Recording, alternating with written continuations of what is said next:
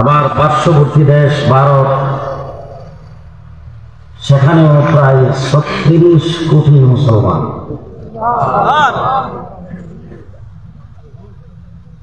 আজকের পৃথিবীর সফরিং পাওয়া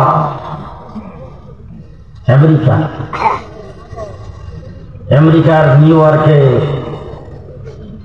মসজিদগুলোর থেকে মাইকে ওপেন আওয়াজ, আজানের আওয়াজের ধ্বনি বাজে। লন্ডন শহরে বর্তমানে ৫০০-র উপরে মসজিদ। পৃথিবীর এমন কোন জমিন নাই যেখানে কোরআন কারীম নাই। পৃথিবীর সর্বত্র ইসলাম পড়ছে। মুসলমানের সংখ্যা যেমন পৃথিবীতে বেশি, পৃথিবীর সম্পদের ৮০% মুসলমানের হাতে। আমি কি জিন্দা মানুষের সামনে কথা বলতেছি? আপনারা সবাই জিন্দা? কবরস্থানে কথা বলতেছি না?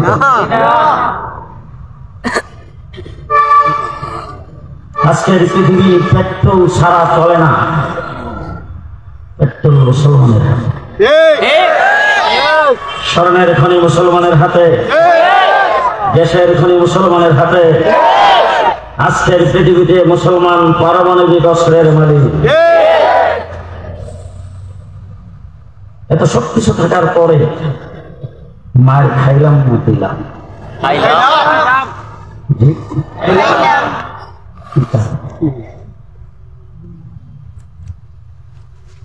হয়তো আবার আলোচনা শোনার পরে আপনারা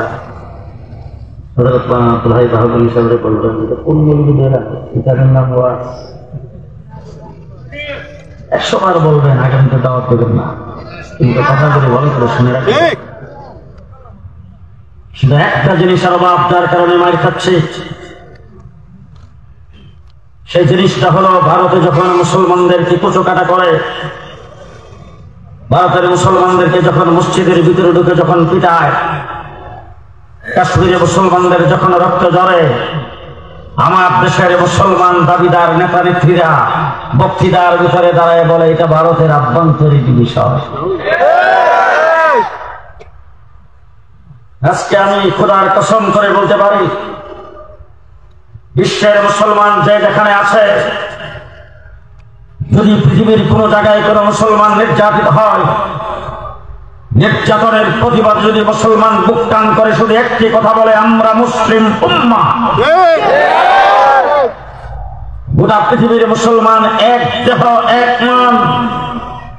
পৃথিবীর যে কোনো জায়গায় মুসলমান আক্রান্ত হবে, বিশ্বের সমস্ত মুসলমানের অন্তরে ব্যথা লাগবে। সেই ব্যক্তি কোন রাষ্ট্রপ্রধান হোক আর গ্রামের সমাজ মানে একজন নিঃস্ব মুসলমান হোক, প্রত্যেকটা মুসলমানের অন্তরে যেদিন ব্যথা লাগবে, মুসলমান বুক টান করে যখন বলবেন আমরা মুসলিম উম্মাহ, কোন মুসলমানের গায়ে আঘাত করা যাবে না। পৃথিবীর কোন বাতের শক্তি পাওয়ার শক্তি নাই মুসলমান।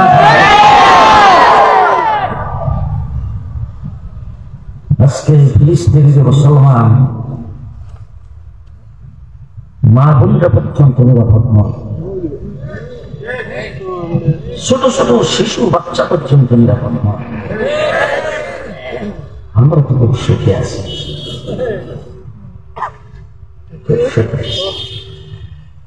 বক্তৃতা দ্বারা আমাদের দেশের একজন বলেন, এই দেশ শাহজালালের দেশ, এই দেশ শাহপুরানের দেশ, এই দেশ অলিয়া উলিয়ার দেশ, এই দেশের মাটির নিচে হাজারো অলিয়া উলিয়া শুয়ে আছেন। আমি এখন আপনাদের জিজ্ঞেস করতে চাই, ফিলিস্তিনের মাটিতে কে শুয়ে আছে?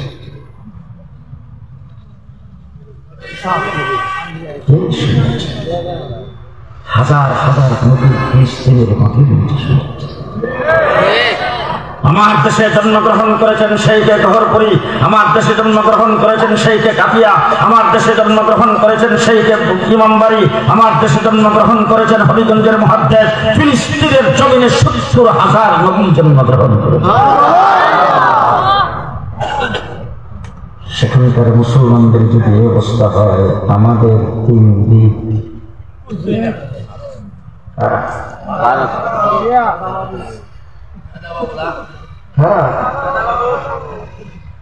যারা আমার বাবরি মসজিদকে ভেঙে মাটির সাথে মিশে রাম মন্দির নির্মাণ করেছে,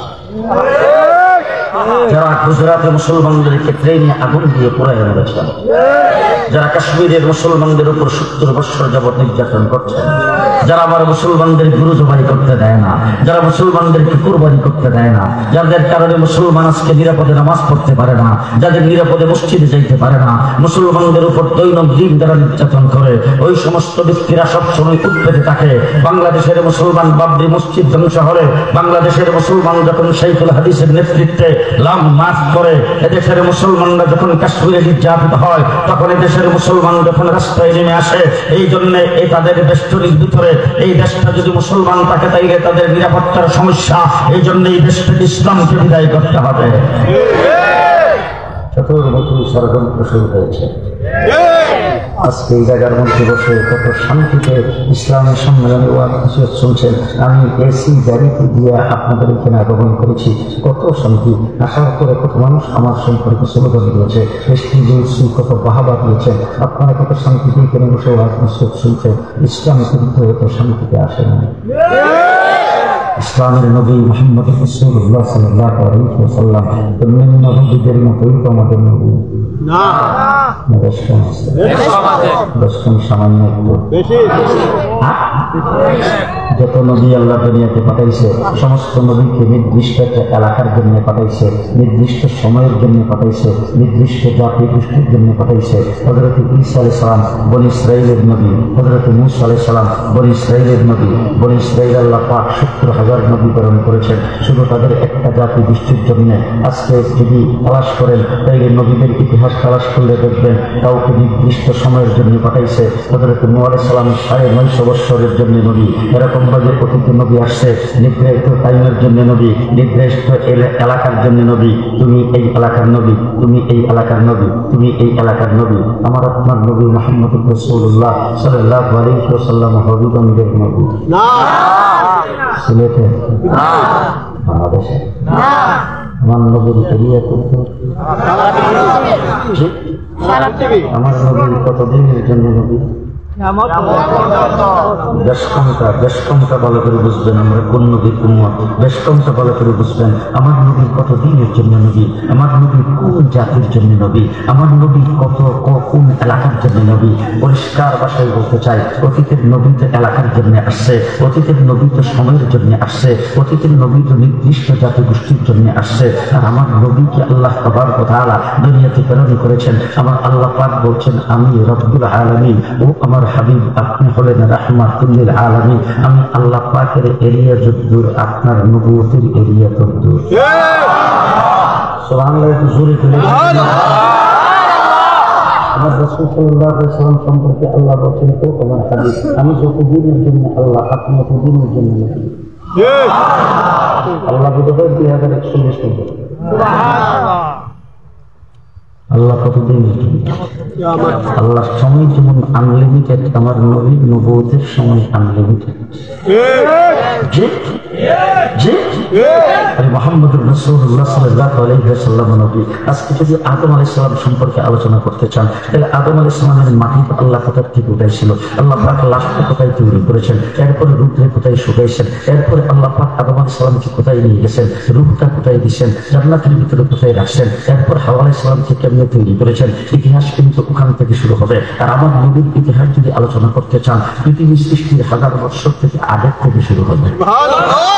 হযরত মুহাম্মদুর রাসূলুল্লাহ সাল্লাল্লাহু আলাইহি ওয়াসাল্লাম নবী, অন্যান্য নবী ও নবী বেশ কমটা ক্ষুদ্র ভালো করে বুঝেন। হযরত আদম আলাইহিস সালামকে তৈরি করে আল্লাহ পাক আরশের নিচে রাখছে। সেখান থেকে আদম আলাইহিস সালামের লাশটাকে আল্লাহ তাবারক ওয়া তাআলা আদম আলাইহিস সালামের ভিতরে রূহ দিয়া আল্লাহ পাক তাকে জান্নাতের ভিতরে ঢুকাইছেন। জান্নাতের ভিতরে আদম আলাইহিস সালাম বসবাস করছেন। এমন সময় আল্লাহকে জিজ্ঞেস করেছেন, ও আল্লাহ, যেই দিকে তাকাইলাম এ পর্যন্ত আমার নজর যত দিকে গেল, আমি যত জায়গায় তাকাইছি, যত জায়গা আমার নজরে পড়ছে, সব জায়গায় তোমার নামের সাথে বসে তার নাম দেখতেছি, কিন্তু কার নামটা তুমি এই তোমার নামের সাথে লাগাই রাখছো, এটা আজ পর্যন্ত জানতে পারি নাই। আল্লাহ বলেন, তুমি কি নাম দেখছো, কোথায় দেখছো? বলে আরশের নিচে যখন আমাকে রাখা হয়েছিল, আমার ভিতর রূপ দেওয়ার পরে সর্বপ্রথম যখন আমি তাকাইলাম, তাকাই দেখি আরশের মধ্যে বড় অক্ষরে লেখা লা ইলাহা ইল্লাল্লাহ, সাথে লেখা আছে মুহাম্মাদুর রাসূলুল্লাহ। আরশের নিচ থেকে যখন ফেরেশতারা আমাকে আনতে গেছে, দেখি ফেরেশতাদের কপালের মধ্যে লেখা লা ইলাহা ইল্লাল্লাহ, সাথে লেখা মুহাম্মাদুর রাসূলুল্লাহ। আমি এসে জান্নাতের ভিতরে ঢুকবো, দেখি জান্নাতের গেটের মধ্যে লেখা লা ইলাহা ইল্লাল্লাহ, সাথে লেখা মুহাম্মাদুর রাসূলুল্লাহ। জান্নাতের ভিতরে যখন ঢুকলাম, ঢুকার পরে দেখি প্রত্যেকটা গাছের পাতায় পাতায় লেখা লা ইলাহা ইল্লাল্লাহ, সাথে লেখা মুহাম্মাদুর রাসূলুল্লাহ। জান্নাতের ভিতরে যতগুলি আসবাবপত্র, প্রত্যেকটা আসবাবের গায়ে লেখা লা ইলাহা ইল্লাল্লাহ মুহাম্মাদুর রাসূলুল্লাহ। জান্নাতের ভিতরে এ পর্যন্ত যত খাবার খাইলাম, প্রত্যেকটা খাবারের লেবেলের মধ্যে লেখা লা ইলাহা ইল্লাল্লাহ, সাথে লেখা মুহাম্মাদুর রাসূলুল্লাহ। হযরত আদম আলাইহিস সালামকে আল্লাহ জিজ্ঞেস করেছেন, আদম তুমি কি চিনতে পারো না? বলে না। বলে তাকে যদি না বানাইতাম তোমারও বানাইতাম না।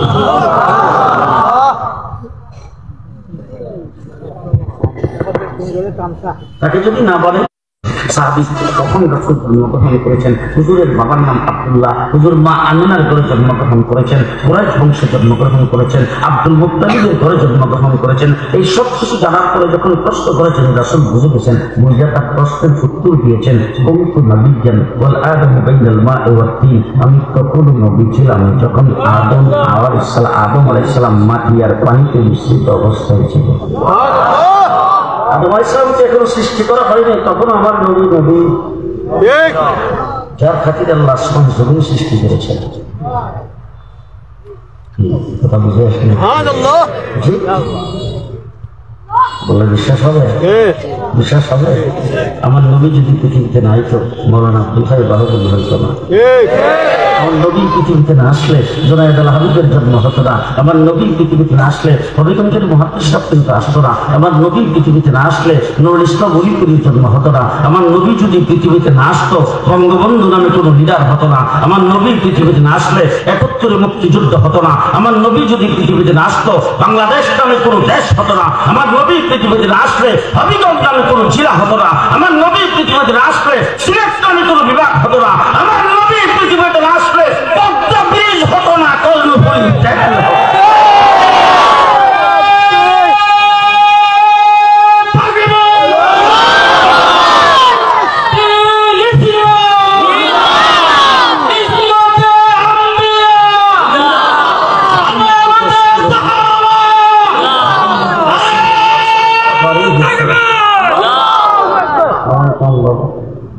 মুহাম্মাদুর রাসূলুল্লাহ সাল্লাল্লাহু আলাইহি ওয়াসাল্লাম সৃষ্টি জগতের মকসুদ,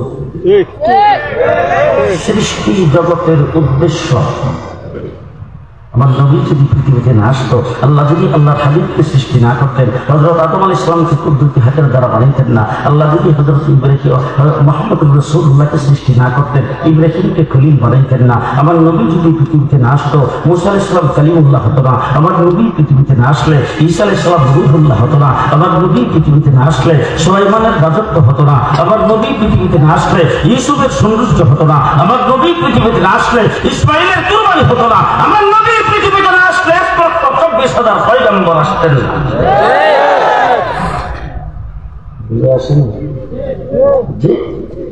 আমার নবী সৃষ্টি জগতের উদ্দেশ্য, উপলক্ষ। এখন আমি যদি একটা দৃষ্টান্ত দেই, আপনারা কি বিশ্বাস করবেন? আজকে যে আপনাদের এইখানে মাহফিলটা এত সুন্দর প্যান্ডেল, এই যে মাইক, স্টেজ, লাইট, এই যাবতীয় সবকিছু এখানে ইন্তজামটা পুরাটাই করা হয়েছে। আমি জুনায়েদ আল হাবিব আপনাদের এখানে আসবো, আমি দাওয়াত কবুল করেছি, আমি আসবো, এই জন্যই আজকের এই ইন্তজাম। বাবা কিছুক্ষণের জন্য মাইনে নেন, পরে বাদ দিয়ে দিও। আমি আজকে এইখানে আসবো, এই জন্যই আজকের এই আয়োজন। বলেন বলেন বলেন, এখন বলেন তো, আমি আসছি আগে না প্যান্ডেল করছেন আগে? স্টেজটা তো আমি আসার পর। স্টেজও আগে, মাইকটা আমি আসার পরে আনছে, মাইকও আগে, লাইট তো আগে সে আমি আসার পরে, লাইটও আগে। খুব ভালো করে মনে রেখেন, আমি হইলাম এই মাহফিলের মকসুদ, আমি হইলাম এই মাহফিলের মূল উদ্দেশ্য। আমি আসছি পরে, হ্যান্ডেল করেছেন আগে, আমি আসছি পরে, লাইট লাগাইছেন আগে। ঠিক তেমনি করে গোটা সৃষ্টি জগতের মকসুদ নবী মুহাম্মদ রাসূলুল্লাহ সাল্লাল্লাহু আলাইহি ওয়াসাল্লাম আল্লাহ পাক আসমান জমিন তৈরি করেছেন আগে, আমার নবীকে পৃথিবীতে প্রেরণ করেছেন পরে, চন্দ্র সূর্যের লাইট লাগাইছেন আগে, আমার নবী পৃথিবীতে আসছে পরে।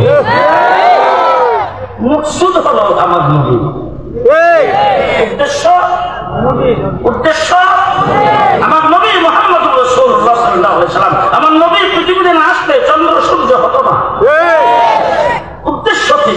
এবার উদ্দেশ্য কিনা, মকসুদ কিনা, এটা কিন্তু সবাই পরে আসে। মকসুদ সবাই পরে আসে। কেমন করে দৃষ্টান্ত আরেকটা বুঝেন, আপনারা কি বাক্কান চাউলেন না দানা? ধানের বাদ না চাউলের বাদ? চাউল আগে না ধান আগে? হ্যাঁ, কথা সবাই বলবেন, চাউল আগে না ধান আগে?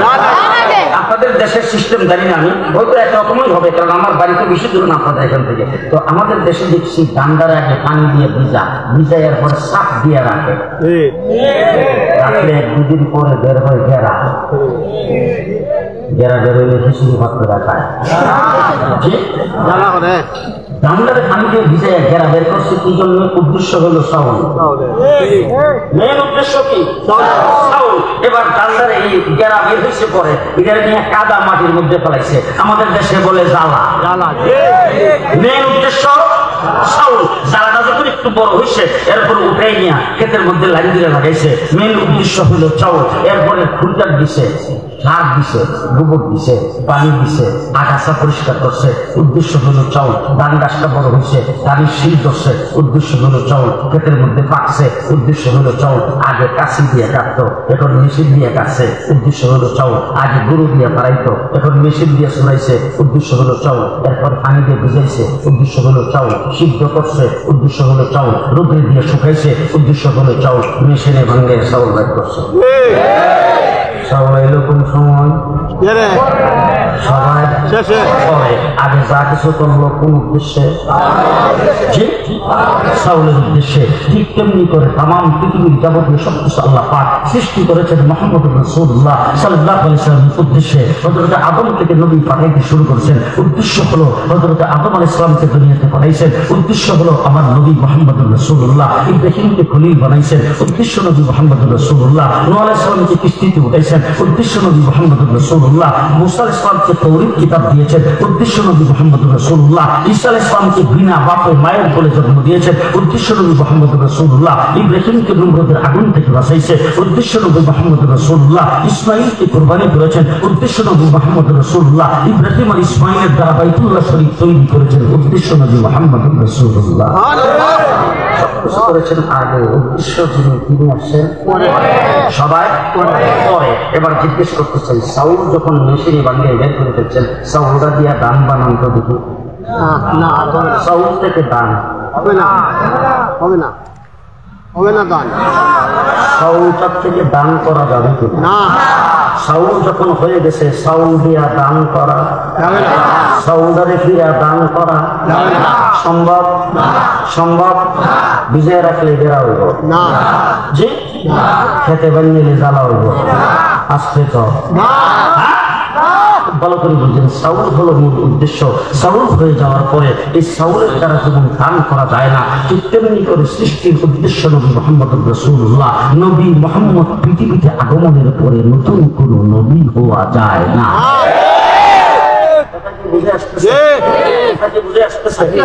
চাউল হলো মূল উদ্দেশ্য।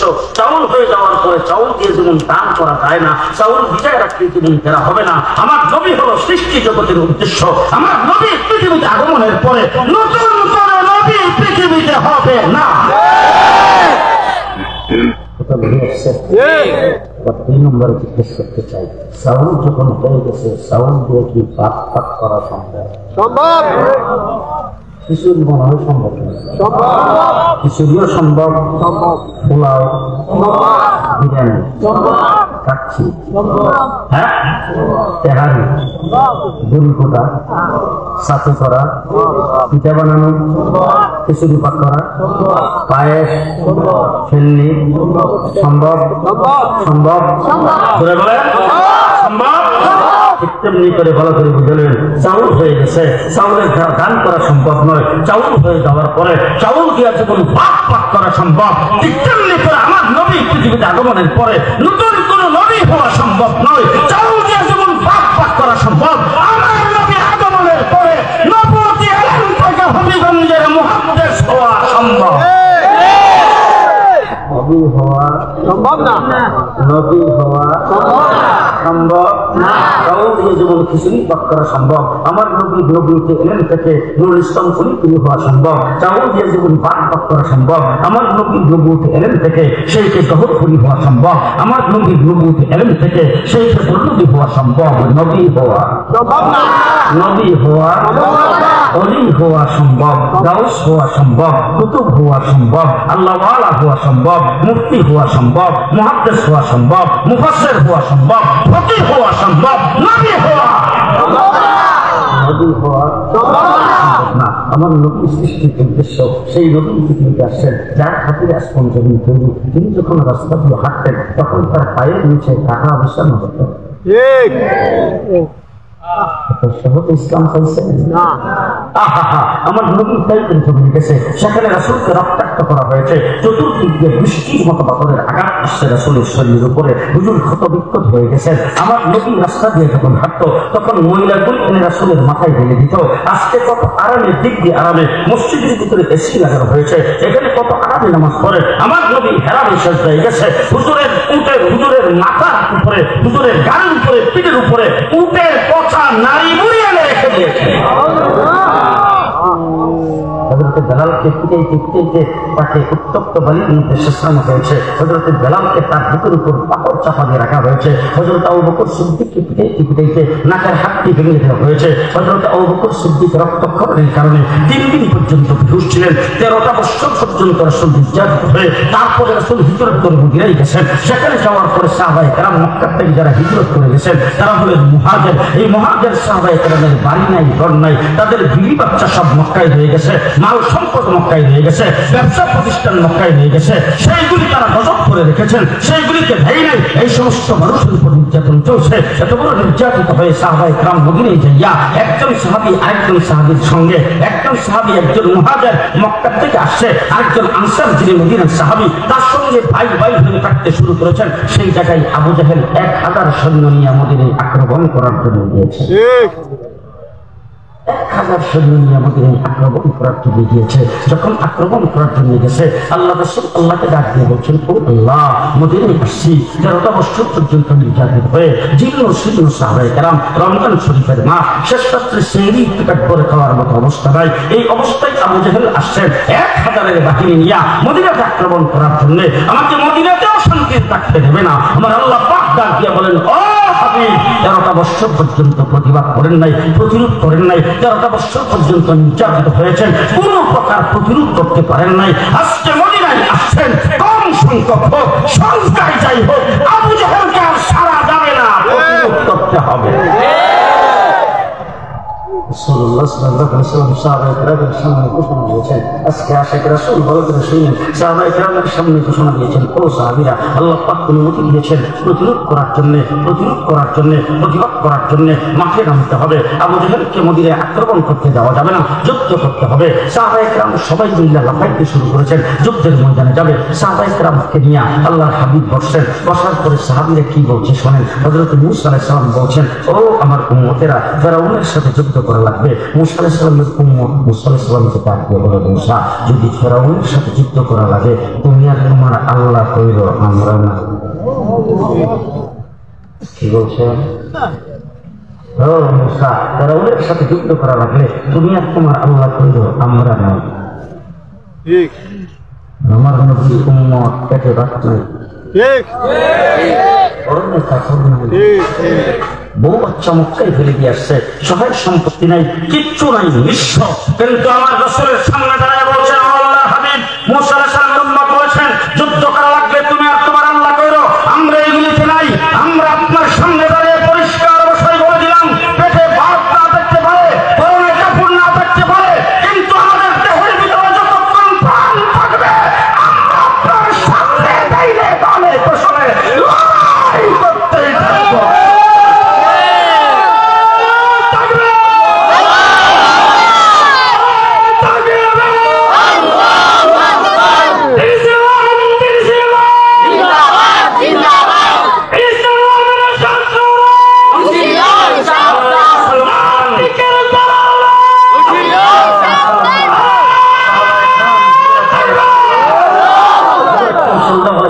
সামনে দাঁড়িয়ে বলছেন, যতক্ষণ দেহের ভিতরে প্রাণ থাকবে ততক্ষণ ইসলাম রক্ষার জন্য, আপনার ইজ্জত রক্ষার জন্য, আপনার দিন রক্ষার জন্য, আপনার কোরআন রক্ষার জন্য আমরা যুদ্ধ করতে থাকবো, জীবন দিয়ে দেবো, তবু ইসলাম দেব না।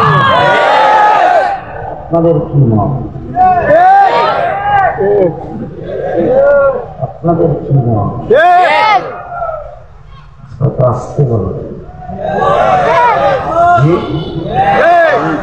তিন দিকে বেষ্টনী, আরেক দিকে সাগর, অনেক জায়গায় বসবাস করি। আজকে আমার বাংলাদেশ ইসলাম শিবিরে করার গভীর ষড়যন্ত্রের অংশ হিসাবে এই দেশের শিক্ষা ব্যবস্থা থেকে ইসলামকে সমূলে বের করে দেওয়া হয়েছে। স্কুল কলেজ ইউনিভার্সিটি কোথাও দিন শিক্ষা নাই। আপনাদের কথা বলে তখন ছোট সময় মাদ্রাসায় পড়তাম, তখন মাদ্রাসায় পড়ার সময় দেখতাম একসাথে বসে আমাদের স্বাস্থ্য ভাই, আমাদের ভাইয়েরা তারা স্কুলে পড়ে, তখন মাদ্রাসার থেকে আইসা বিকেলবেলা সময় পাইলে তাদের সঙ্গে একটু সময় কাটাইতাম। তখন তাদের সঙ্গে যখন বৈশা কোথাও কোথাও দাঁড়িয়ে তখন কথাবার্তা বলতাম। হঠাৎ করে তারা বলতো হঠাৎ করে রাস্তার কিনারে তারা দাঁড়াই গেছে, বসার থেকে ভাত দিয়ে উঠে গেছে, আমরাও দাঁড়াইতাম। দাঁড়িয়ে তখন দেখতাম টুপি দাড়িওয়ালা লম্বা পাঞ্জাবিওয়ালা একজন লোক আসতেছে, দেখতে শুনতে বুঝতে মনে হয় তারা আমাদেরকে চিনাইতো, বলতো আমাদের স্কুলের মৌলভী মাস্টার, মৌলভী মাস্টার। প্রত্যেক স্কুলে একজন করে মৌলভী মাস্টার ছিল, যাকে মৌলভী স্যার বলা হতো। সেই মৌলভী মাস্টার আজকের বংশ নেই।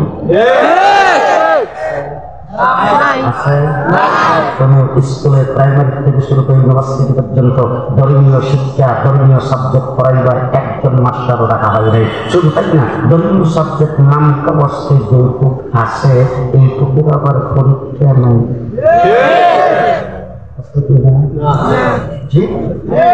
যার ফলশ্রুতিতে আমার দেশের স্কুল কলেজ ইউনিভার্সিটিতে দ্বীনি শিক্ষা না থাকার কারণে যখন আমাদের দেশের কোনো লিডার, আমাদের দেশের কোনো নেতা, আমাদের দেশের কোনো উচ্চ শিক্ষিত কোনো গুণীজন, আমাদের দেশের কোনো বুদ্ধিজীবী যখন ইন্তেকাল করে, তখন জানাজার মাঠে সহপাঠী, সহকর্মী, সবাই তার দলের কর্মীরা সবাই সেখানে হুড় করে যে হাজির হয়েছে, তার সুখ প্রকাশ করতেছে, কালো বীজ ধারণ করেছে, আমাদের ইমুক লিডার, ইমুক নেতা ইন্তেকাল করেছে। তারা যখন লাইন করে জানাজার মাঠে দাঁড়ায়, তখন ইমাম সাহেব সামনে দাঁড়ায় জানাজা পড়তেছেন। পেছন দিক থেকে তাদের কাঁথাটা দেখলে বাহুবলী সাহেবের কিসের হাসি পায়, আমার মনে হয় ইবলিসও হাসে, কিনা বলেন? আমাদের দেশের বড় বড় নেতারা যারা উচ্চ শিক্ষিত, ডক্টরেট করেছেন, পিএইচডি করেছেন, BCS holder, high high high, হুজুর খরচ কয়টা জানে না। আপনাদের বাহুবলের কথা বলতেছি না, আমি কিন্তু ঢাকার কথা বলতেছি, আপনারা রাগ করেন না। জি, মসজিদের আগের কাতার তাদেরই দখলে, মসজিদ কমিটির সভাপতি সেক্রেটারি তারাই, যাদের সুরে হাতে হাতিক নাই, কথা আসতে বলে। মসজিদের ইমাম নিয়োগ দিয়ে তারা, মসজিদের ইমামকে বের করে তারা, ইমাম সাহেবকে সকালে একবার বিদায় করে বিকালে একবার আনে, ইমাম সাহেবের উপর দিয়ে মাতবুরি করে সুরে ফাতিহা জিজ্ঞেস করলে দাঁত ভেঙে যাবে। আদালত সব কিছুর থেকে রিটায়ার, মসজিদে এসে টায়ার। আপনাদের হবে কোন জায়গায়? সব কিছুর থেকে রিটায়ার, মসজিদে এসে টায়ার। এরকম লোক আছে? বলি বাবা, অফিস আদালত থেকে বয়স সীমা পার হয়ে গেছে, বয়স সীমা পার হয়ে গেছে, এখন সেটা সেখান থেকে রিটায়ার, এখান থেকে কিছু পেনশনের টাকা তো পাইছে, সেই টাকাগুলি দিয়ে করছে একটা দোকান, একটা শপিং, একটা ব্যবসা প্রতিষ্ঠান তারা করছে। সেই ব্যবসা প্রতিষ্ঠানের ছেলেবেলারা বড় হয়েছে, তারা তখন ব্যবসা প্রতিষ্ঠানের দায়িত্ব নিয়েছেন, তারা তখন ব্যবসা প্রতিষ্ঠানে কাজকর্ম করে। হঠাৎ করে একদিন মারা এসে দেখে, মা কালকের থেকে আব্বার দোকানে পাঠায় না। মাটা দিয়ে তো ফিরি, তোর বাবার জীবনের সঞ্চয় দিয়া এই দোকানটা এত কষ্ট করে করছে, এখন তোর বাবার এই দোকানে পাঠাইতে না খরচ, ঘটনা কি তোরা কি বেড়া হয়ে গেছ নাকি? মা বাবা এই ছেলেগুলি মার দিকে চায়, মা আজ ওরা কাস্টমারের লগে ফেসাল হয়।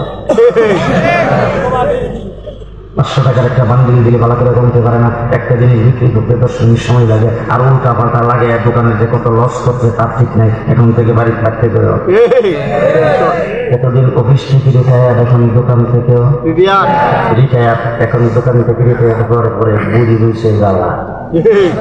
এখন বুড়ি সকাল 11টা বাজবার আগে নাস্তাটা খাওয়া ডাকাকে তাকে জলদি মুছিয়ে দাও, কথা কয় না,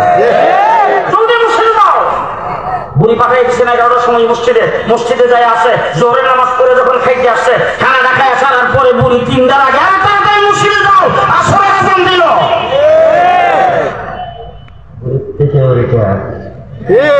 এখন মসজিদে যায় এখন থেকে একজন আরেকজনের সাথে এই ইমাম সাহেব খ্রিস্টান জামাত থেকে বলবো ইমাম সাহেব দেখছি সকালবেলা ব্যাগ ভরে বাজার ফিরে নিয়েছে ছোটটা ইমাম সাহেব থেকে পেলো আরে ইমাম সাহেব দেখছি এসি গাড়ি দিয়ে নিয়ে যায় এই গাড়ি ইমাম সাহেব কোথা থেকে ব্যবহার করে আর ইমাম সাহেব মোটর সাইকেল চালা আপনাদের বাবা বলে নাই আছে যে এই সমস্ত দিকে একদম মসজিদের আগের কাতারে দেখো আমি আমার মসজিদে বয়ান করতেছি বয়ানের ভিতর দিয়ে বললাম সামনের কাতারে মহল্লার বড় বড় শেখগুলি যারা বসে আছেন আমি যদি একজন একজন করে এখন আপনার যাই আমি কিন্তু তোর শিখাই না জিজ্ঞাসা করে যখন নামাজ শেষ করলাম নামাজ শেষ করে যখন বের হইতেছি আমার সভাপতি এসে আমার সঙ্গে সবটা কারিছে কারণে তারপরে করতেছে হুজুর আজকে মুসল্লিদের একবারে জামাই গিয়েছে আমি সভাপতি সাহেবকে জিজ্ঞেস করলাম সভাপতি সাহেব বলেন কি মুসল্লিরা জামাই গেল কেমনে সভাপতি সাহেব কে আল্লাহ হুজুর আজকে জিবাদ আঙ্গুল লাগাচ্ছিলেন যদি জিজ্ঞেস তাই কয়জন আপনাকে তোমার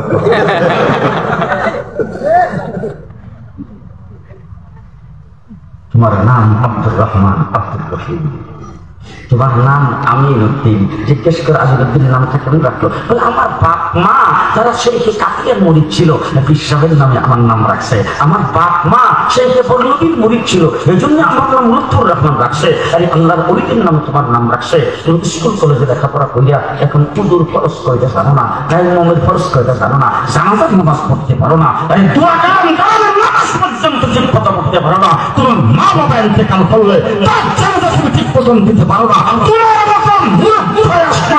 জমিনের উপরে নাই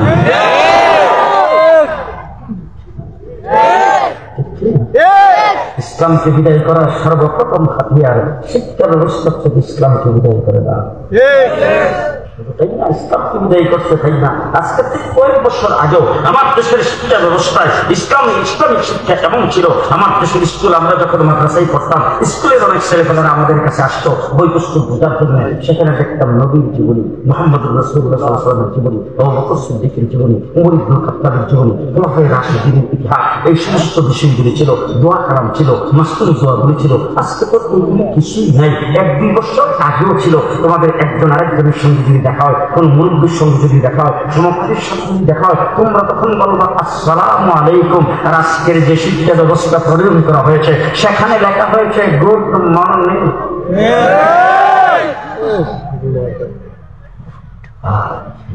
আমার ছোট বাচ্চা যদি এক্সকিউজ মি প্লিজ সরি যদি কইতে পারে আমি খুশিতে পারবা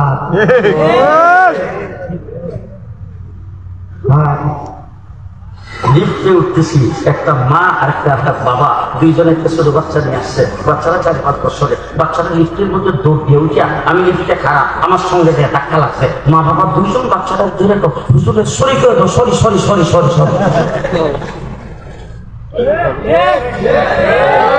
Excuse me, please, sorry, my God.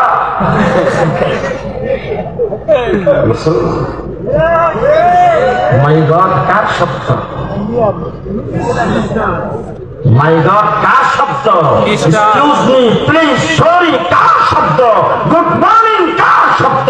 পরিষ্কার ভাষায় বলতে চাই মুসলমান বাচ্চাদের মুক্তি বের হবে সুবহানাল্লাহ আলহামদুলিল্লাহ লা ইলাহা ইল্লাল্লাহ আল্লাহু আকবার মাশাআল্লাহ জাযাকাল্লাহ জাযাকাল্লাহ এই সমস্ত শব্দ বের হবে এই সমস্ত শব্দ বের না করে তুমি যদি মাই গড আর এক্সকিউজ মি আর প্লিজ তুমি বলো আসলে আমার দ্বারা তোমার হাসর হবে এক্সকিউজ মি আর প্লিজ বলো কোথায় যাচ্ছি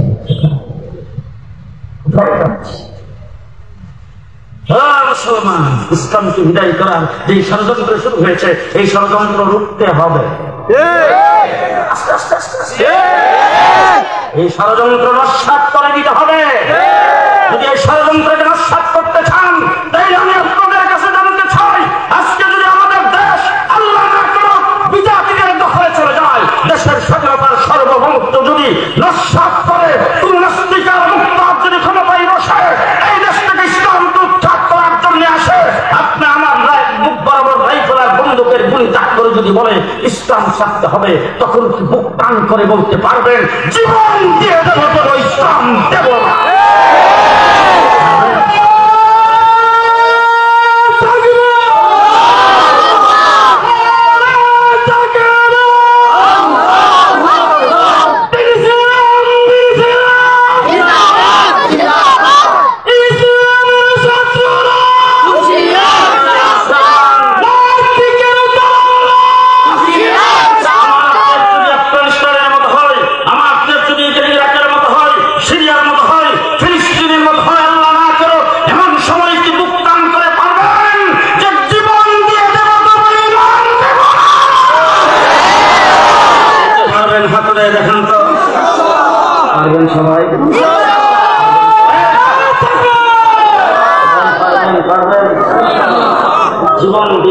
ইসলামী দেব না, কেল্লা কাঠে দেব, ইসলাম দেব না। পারবেন? পারবেন? নামান। 2 নম্বর কথা বলতে চাই, যদি তাই পারেন তাহলে আরেকটা কাজ করতে হবে। আমরা মুসলমান, আমাদের বাপদাদা মুসলমান ছিল। এই মা বাহুবলের এই মাহফিল এমনি কিন্তু অনুষ্ঠিত হয় নাই। এই মাহফিল অনুষ্ঠিত হওয়াটা এটা বাহুবলী সাহেবের কৃতিত্ব নয়, বাহুবলী সাহেবের পূর্বপুরুষদের কৃতিত্ব।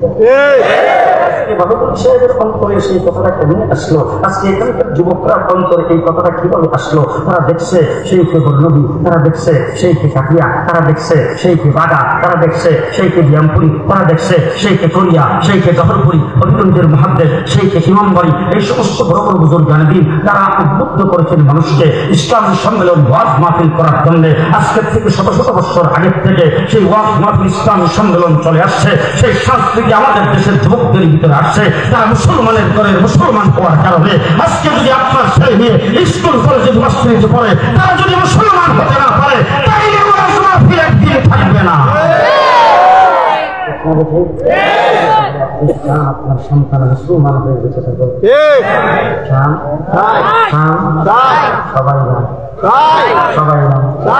আমি কিন্তু আপনাদেরকে এই কথা বলতে চাই না। বাহুবলী সাহেব সেই সংখ্যার আলেম, উনি একা থাকার কারণে ওনার সঙ্গে আরো 10 জন যুবককে একত্রিত করে আজকে ওয়াকিল তৈরি করেছেন। আলেম কিন্তু খুব বেশি মানুষ হওয়া লাগবে না। যারা মাদ্রাসায় যারা পড়তেছে তারা মাদ্রাসায় পড়ুক। আর বাকি আপনার যদি মনে চায় আপনার একটা সন্তানকে হাফেজ বানাবেন, আলেম বানাবেন, 100 বার বানান, ওনার সঙ্গে যোগাযোগ করে তারপরে মাদ্রাসায় ভর্তি করেন। কিন্তু আমাদের দেশে মাদ্রাসায় পড়ে মাত্র 2%।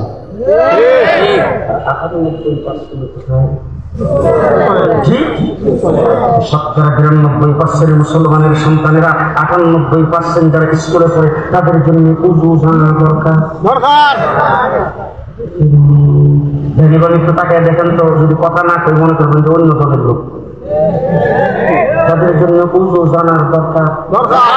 যারা স্কুল কলেজে পড়ে তাদের জন্য গোসলের ফরজ জানা দরকার, পাক নাপাক জানা দরকার, হালাল হারাম জানা দরকার, আছে না নাই? কোরআন শরীফ জানা দরকার, আছে না নাই? আপনি আমি যেদিন দুনিয়াতে থাকবো না তারা যেন আমার জন্য, আপনার জন্য তারা যেন 3 বার কুল আল্লাহ শরীফ পড়ে, তারপরে আপনার জন্য মাগফিরাতের দোয়া করতে পারে এমন সন্তান আপনি রেখে যাইতে চান? তাহলে আপনার স্কুল কলেজের সন্তানেরা ব্যারিস্টার, ডাক্তার, ইঞ্জিনিয়ার হবে। আপনার ছেলের স্কুলে পড়বে, উচ্চ শিক্ষিত হবে। তাদের জন্য ইসলাম জানা দরকার, আছে না নাই? নামাজ জানা দরকার, আছে না নাই? এই যে আজকে আমি আপনাদেরকে জানাতে চাই, যদি আমার সাথে একমত হন, 2 হাত উঁচু করে বলবেন আমার দেশের কেজি, কিন্ডার গার্ডেন, প্রাইমারি থেকে শুরু করে একবারে ইউনিভার্সিটি লেভেল পর্যন্ত প্রত্যেকটা স্তরে দ্বীনি শিক্ষা বাধ্যতামূলক হতে হবে।